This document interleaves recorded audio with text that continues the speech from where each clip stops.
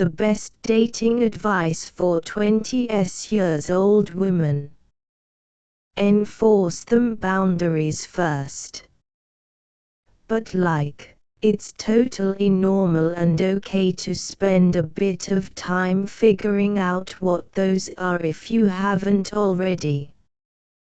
Be confident in your self-worth and don't depend on dates or romance for that. Know what you want, what you don't want, and what your boundaries are. Enforce your boundaries. Don't be afraid to try stuff out and have fun. It's okay to make mistakes. Be respectful of people you date and treat them well. Stay safe. Speaking as a mid-20s gal, this right here is some solid advice that works. So much easier than both people involved just hesitating. I gave myself that advice and landed the best partner I could want.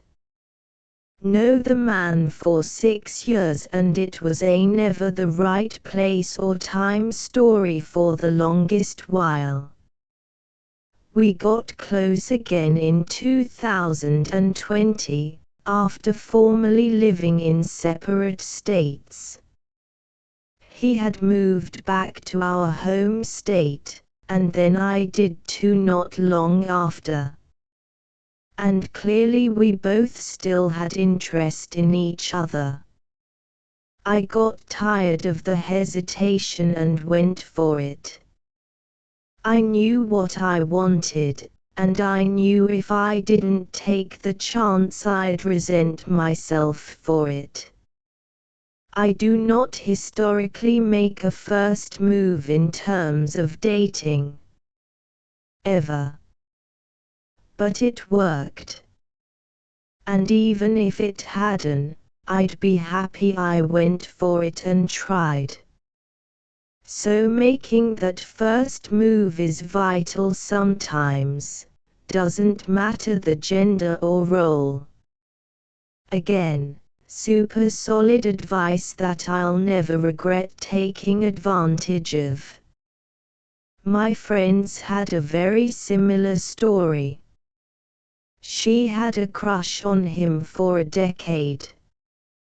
She told me about this guy when we were in our mid-teens FFS. But she just let it ride for all that time, saying it would ruin their friendship. Then she just decided, what did she have to lose?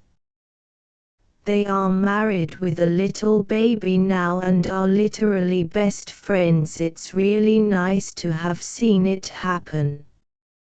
Or be honest and say you don't know yet what you want. The question to what do you want out of this relationship should really always be it depends. It depends on who you are, what chemistry we have, how you behave, etc. You could be the one I fall head over heels for.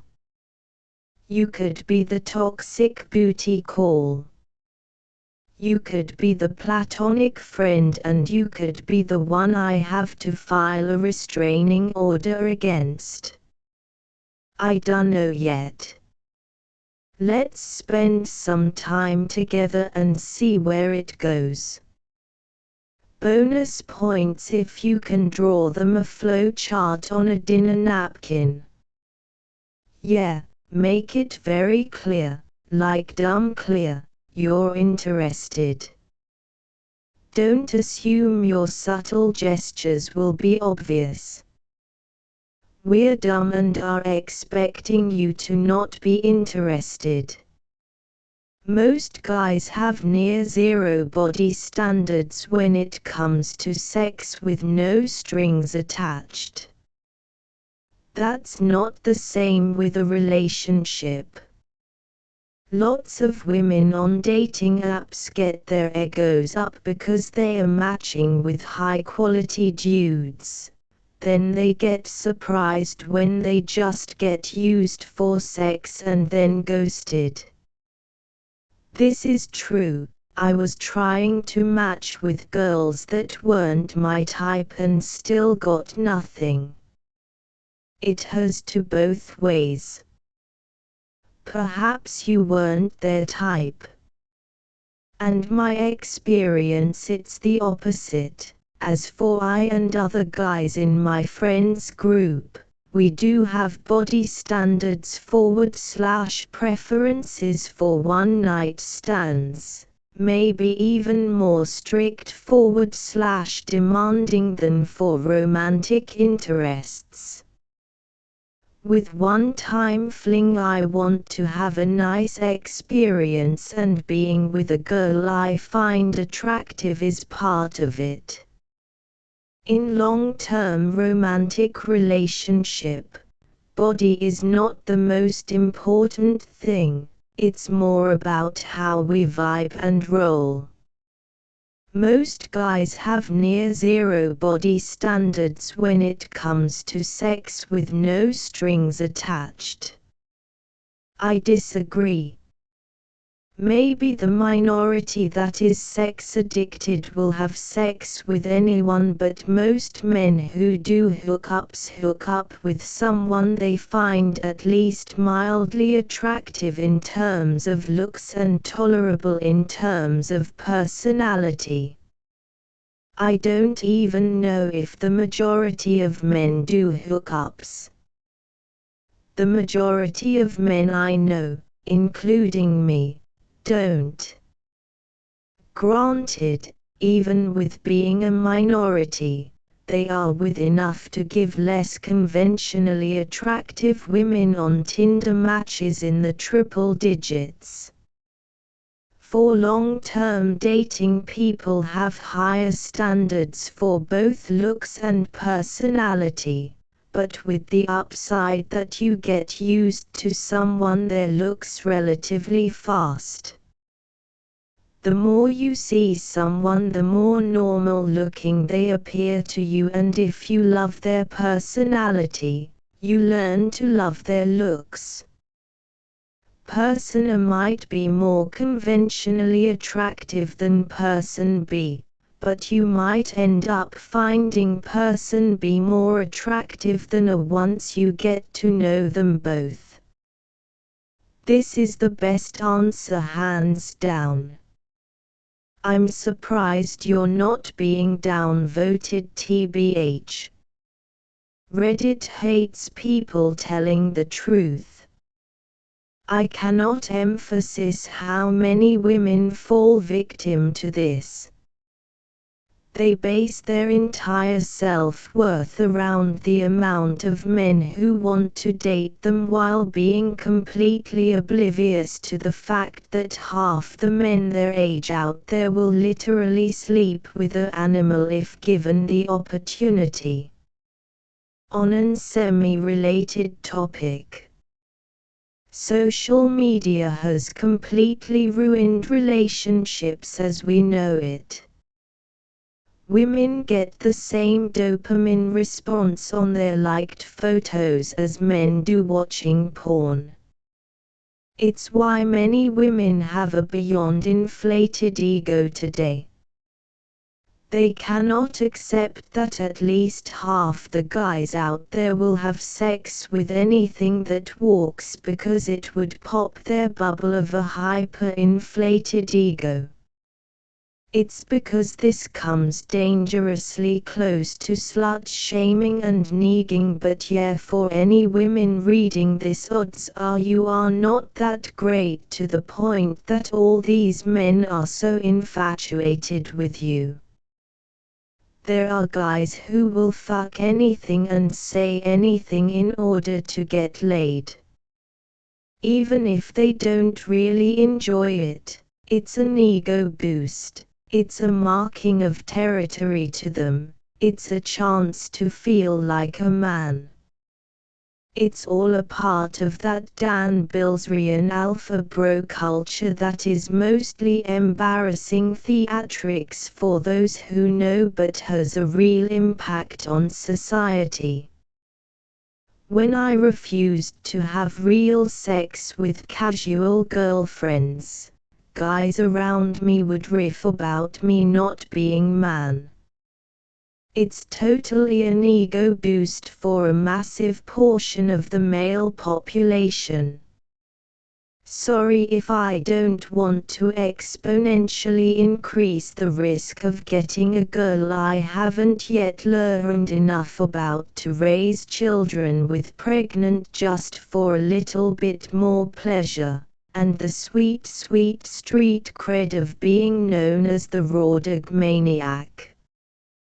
My parents' divorce taught me something I wouldn't have ever realized. They were a bad match, and they had a terrible divorce. They both found the perfect partners for each other later.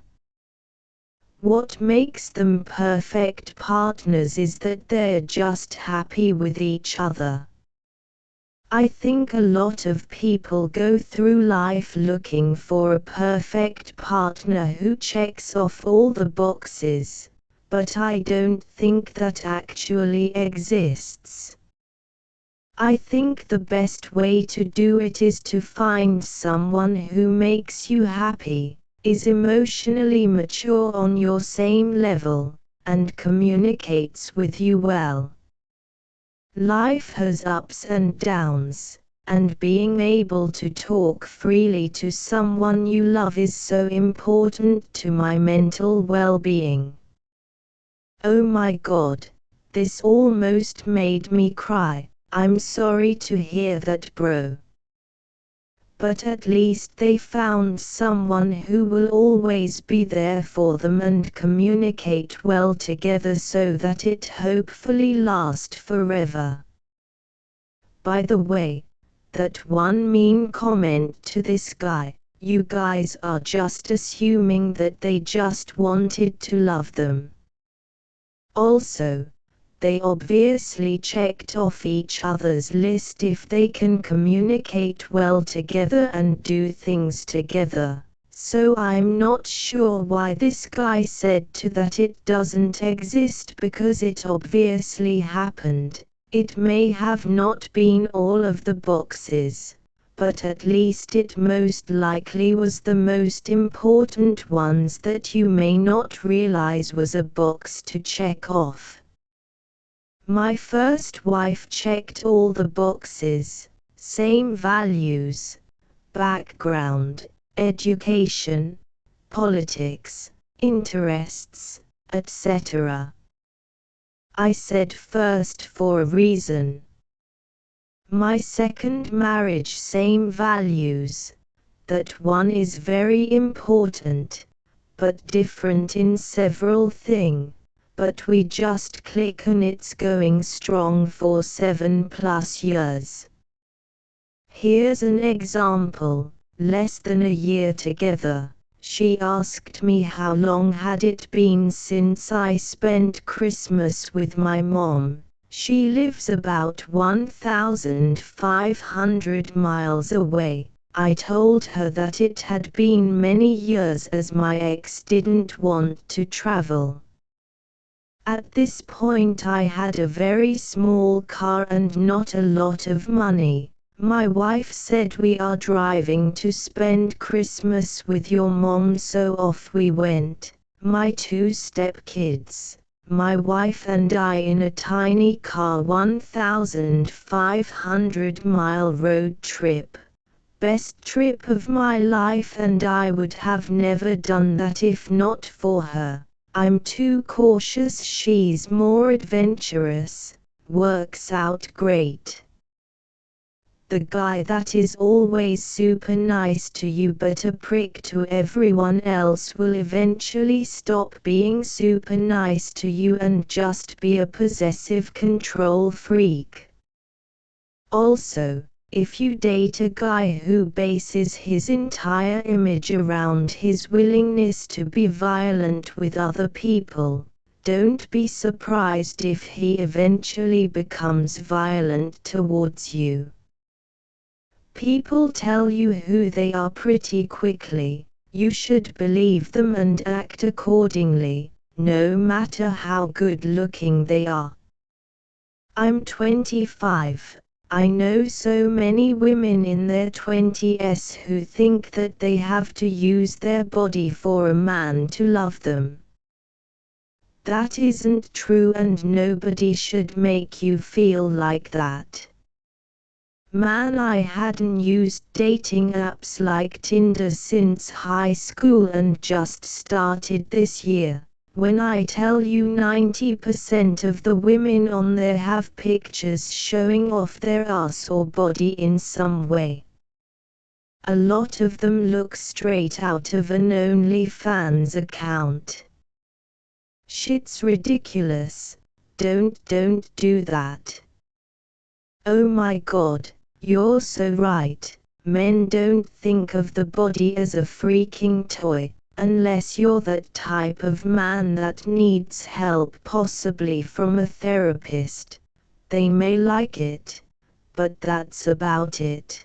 The most important thing in a relationship is how well you get along together and how many things you have in common. What a man looks for between a one-night stand and a serious committed relationship is different. And pretty sure it's general anyway, not only for men. So I'm jaded, but my advice is simple. Yes, be clear about what you want with him, but also with yourself about what you need in a partner.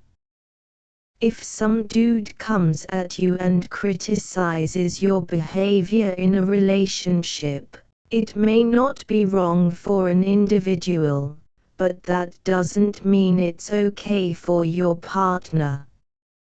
If you wanna act single, be single. I know you like to talk to your friends about your new /current BF, but try and keep the private stuff private. And communication comes before trust. Never let him force you into anything. Bring your own money. Have backup plan. A way to exit the situation easily, I reckon. So make sure you can call a cab or have a friend pick you up. In most relationships, a backup plan is advisable. IMO, finances, accommodations, work, general life stuff. I've seen some people get this confused with backup person, which I would strongly advise against. I assume not relying on the guy.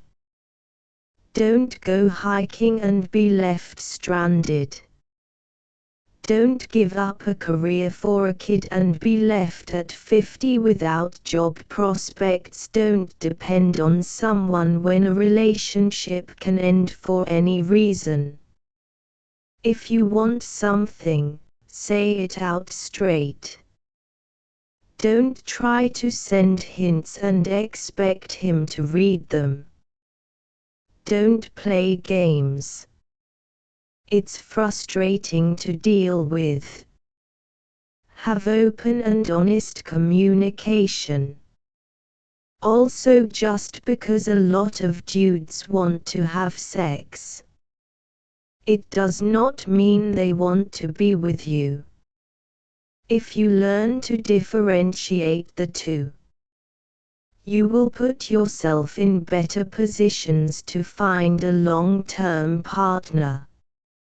Last but not least, love yourself. It's hard to love someone if you can't do it for yourself. Loving yourself allows you to walk away from something that doesn't work for you easier. We all have stories of something an ex did or didn't do, but that doesn't mean we need to tell our current partner. If you find a comfortable time to talk about exes with your partner as a way of understanding them better, then go for it. Just make sure you are doing it for the right reasons. Jealousy is never a good color on anyone. Also, never talk about exes during the first date. Worst case, you give off a sense that you aren't over your ex, and best case, it can be a minorly funny story. I expected something entirely different in the second sentence. Something about red flags or similar. I'll rest my face in my palm now. Not entirely true. I do agree, you shouldn't rattle off the red flags, but I like learning about my girl's exes. And she likes learning about mine. It's more about learning about what we've both been through, rather than avoiding the things that won't lead to intimacy. Couldn't agree more. You want to know what here potential ingrained triggers might be. What could blow things out of proportions, because we were previously conditioned to do so. It's okay, it's natural to be flawed by the baggage, and it takes time to outgrow that. Preparing each other for that is mature and a great way to show mutual respect. Trust your fucking instincts and have fun. You need to be pretty self-aware before trusting your instincts 100% of the time. Well, when it comes to a woman's instinct about whether or not she'll be physically safe with a man, trusting any feeling that the guy might be Sue's can only serve to keep them safe. There's no downside to trusting that feeling, but the downside to not trusting it can be bad. If feel you can't trust someone, you should stop seeing them. Even if you were wrong, you're probably not having a good time anyway if you don't trust them. Know what makes you tick. Why you do the things you do. What things you like in the bedroom, things you are willing to try, things you will not tolerate. Know what type of orgasms a woman can have and explore yourself. Hopefully you will experience an orgasm or even them all. Communicate to your partner what you like and teach them. Your orgasm should be important to them and vice versa. Make a list of what you are looking for in a partner. What's important to you? What are your deal breakers? Make sure it is a good fit both in mind, body, and soul. Then make sure you are intimately compatible. Even if you don't plan on having kids, your desire might change later on. If there is something your partner does that annoys you, chances are the crotch fruit will be mini versions of your partner doing the same thing. Don't settle. Lots of times people settle for the first one that proposes when they don't click all the boxes. Sure, relationships take effort, but when you are with someone you are meant to be with, it goes a lot smoother. Don't get complacent. Lots of people stop doing the things that wooed over their partner. Write those notes and put them in their pocket or shoe.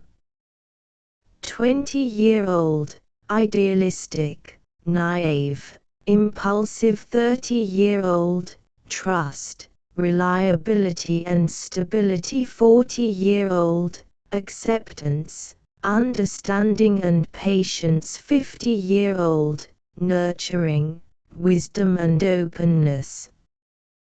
Forget about the fantasy of finding the perfect one, 'cause there's no such thing. Both can mold into perfect halves for each other by compromising, understanding and accepting for what one's worth. That takes time and effort from both parties. 2 things. 1. Be yourself.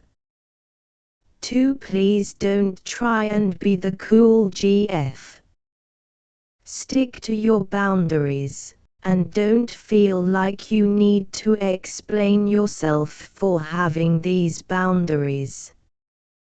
But also, know the difference between explaining yourself and explaining your boundary. You're right that no one should have to explain themselves, but I contest, there are some boundaries that would benefit from a little adult conversation and clarification. Find something you are passionate about, if you don't have anything in your life already. Something that's not friends, work or things you do once a year like traveling. I feel it just makes a healthy relationship when everyone has their own thing, knows how to be alone with themselves, entertain themselves and is happy about it. My worst memories from women are those who put 100% of themselves into the relationship. The relationship started defining them, no. Also, don't become his girlfriend /mom. You don't need to clean or cook for him. Any decent human male should be able to do basic things for himself. It's not impressive. Don't ignore red flags when you see them. Chances are they won't be fixed. You won't be able to change them, so move on. Don't believe that you're going to change somebody. Have respect for yourself and go for guys you don't think have interest in you. You'd be surprised. Men are simple creatures. Show us you like us and we'll respond. Don't go into a relationship with expectations. Let everything happen organically. Find out if there's a future there within the first 6 months. If somebody says I don't know, that usually means they haven't thought about it. Own what you want and reflect on it. You'll change a lot in your 20s, but staying true to you is most important. Communicate clearly with all lovers /significant others. If only so you know you're understood. Confidence is everything, and how do you get confidence, you ask? You already know. Do things that scare you. The right one will go out of their way to help you fulfill your dreams. potentially at the expense of their own. When you find someone who is not self-seeking and enjoys how much you light up when you do what you really love, never let them go. That's love. That's the one. Forget looks, go for substance. A handsome face and a ripped body gets boring pretty quickly if there's nothing interesting or intriguing inside it. Or worse, they're full of shit. Edit. Same goes for guys as well. No matter how good looking she is, somewhere, someone is sick of her shit. Don't date somebody who keeps you a secret / doesn't tell their friends about you. Don't date somebody who constantly talks shit about their ex, compares you to their ex, and said that their breakup was 100% their ex's fault. Don't date a selfish lover. Don't date somebody who puts being right above being happy. Thanks for watching my channel.